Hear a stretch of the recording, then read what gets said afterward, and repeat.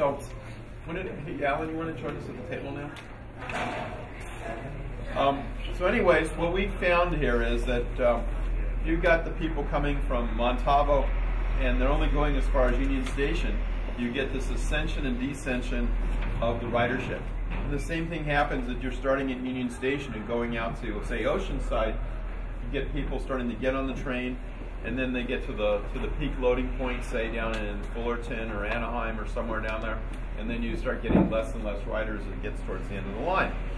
But if you take and re-look at that as a corridor, you'll actually get more people starting at the beginning of the line, and as the line starts to go down the hill, you're actually going to replace it with riders that normally wouldn't ride the line because it becomes a corridor, and you overall get more revenue. Well, so people ask, how do you know that? Maybe you're just inventing this. So what we did is we took actual numbers from the Pacific Surfliner. That's on the next slide here. And if you take a look at this Pacific Surfliner slide here, what we saw here, and this is actual real numbers. The guy that's working on the project is actually used to work for Caltrans and actually was the guy that took care of the numbers. We found that if you have a Surfliner trip that goes between Santa Barbara or San Luis Obispo and San Diego, it gets more ridership than the pieces that go between Los Angeles and San Diego. Not only does it get more ridership, it gets more revenue.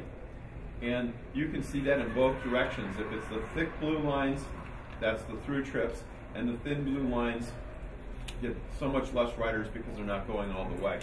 And so this is also based on the fact in the Northeast Corridor, you used to be able to ride from Boston to New York, and you necessarily couldn't continue from New York to Washington, D.C. And when they made it as into a corridor train, and you could go the distance between D.C. and Boston, all of a sudden their ridership went up, their revenues went up, and that became the Northeast Corridor. So then we got some numbers from Metrolink. There's the February 15th numbers, and then there's the earlier numbers from earlier. And you can take a look at the slide here, and you can see that if you follow like train number 102, it leaves Montalvo at 4 something in the morning, or maybe it's at 5 in the morning. It's that green, the second train out. It carries 412 people. That's its morning trip. The train before that leaves at 4:45 or something like that in the morning. Carries 200 people to Los Angeles. Then it reverses and it takes 157 people back. So as long as the train keeps going, you're paying people within an 8-hour shift there. That train gets about 357 people. It's not a huge amount of ridership, but when you look at it in terms of how much is the train working for both directions, it's carrying riders. And then the train then does another trip at 8 something in the morning when it goes a short line, and it gets, I can't read that number, 96 people. Well, the whole idea is that that's the way they've been operating these trains. And it's not the most cost-effective way to operate the trains.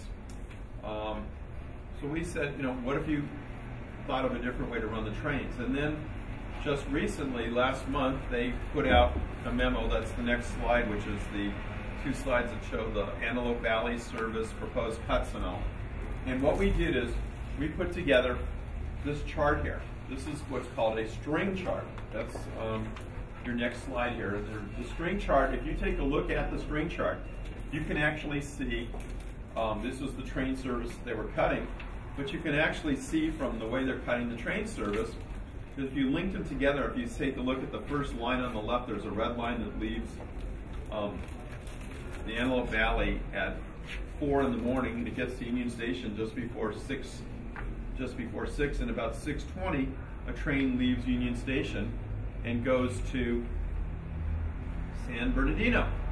But you're not necessarily, if you take a look at these string charts and all, you can see this, the third train that leaves in the morning from Palmdale gets to Union Station, and the train has just left for San Bernardino. In other words, you can't use it as a corridor because Metrolink has never considered how they can run these trains as corridor services. They're all unlinked component pieces.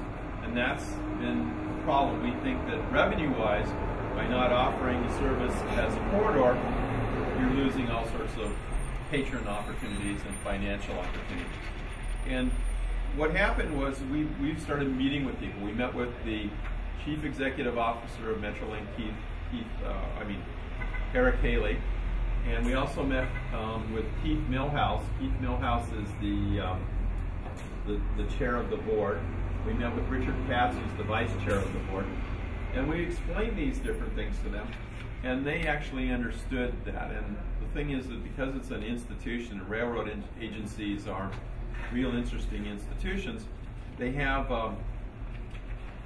they're institutions where they don't like to make change, and you may have somebody who's in charge of something. He's the guy in charge of schedules, and he'll tell you why it couldn't be done. And the problem is that he doesn't have access to these kinds of documents that we created here. He may personally have access to them. He may understand it.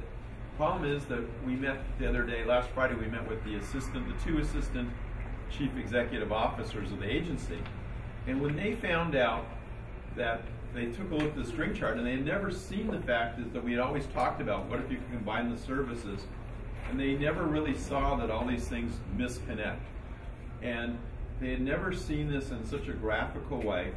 And so we were able to show them how this would work, and then we also showed them what would happen with the cuts on the Orange County, Ventura County line. And you can also see on this line where there's pieces that misconnect. Once again, that's the next slide up. And with all these amounts of misconnects and all, duplication of Amtrak service where you've got a Metrolink train 10 minutes earlier or 15 minutes later, it's not the best way to run your service. And of course, yes, you're showing that you're taking losses, but you're creating it yourself because you haven't, all these years we've been saying, let's correct this, and they weren't willing to hear the message. Now, I don't know, when you were doing Metro, Metro's the Chicago train service, there's about 11 branches of Metro. Whether that same kind of idea might work in Chicagoland area. You know, not everybody wants to go to downtown Chicago, but I guess they have a couple stub end stations too. But we don't have, we have a stub end station, but we have the trains that can run as a through type of service. You mean Metro, right? That was going to be my question. I don't know the track arrangement in downtown LA, but can you run through trains, or is it a stub end? Now you can't. You can't. It's right over there. That's the only way in and the only way out. But that's something we've been trying to change for decades. And now we're actually making some progress. Maybe. Unfortunately, this was not something we applied for high-speed rail money for. Actually, we had money to apply for this, and the governor stopped the money. But interestingly enough, I was asked to refer for the city of LA. They appointed a special person to take a look for the city of LA's interest. And the person I recommended was the ex-CEO of Metrolink, a guy by the name of Richard Stanger. And I wrote an op-ed piece last